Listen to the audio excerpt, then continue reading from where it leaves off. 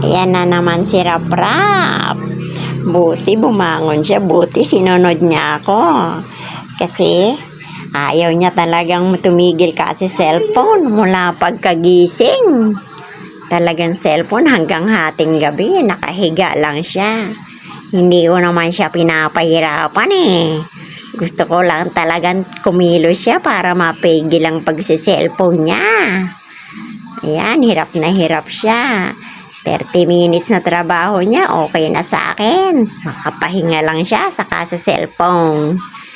Ayan, pagod na pagod siya. Nagpahinga muna. Pinainom ko naman siya kasi nga pagod daw siya at nagugutom na. Tapos, ayan na. Tumayo na uli siya at nag-umpisa uli. Bumalik sa trabaho niya. Ayan. Salamat naman kasi kailangan niya din mag-exercise. Ayan, natapos niya din. Sa wakas, 3 sako. Pasok uli, cellphone uli.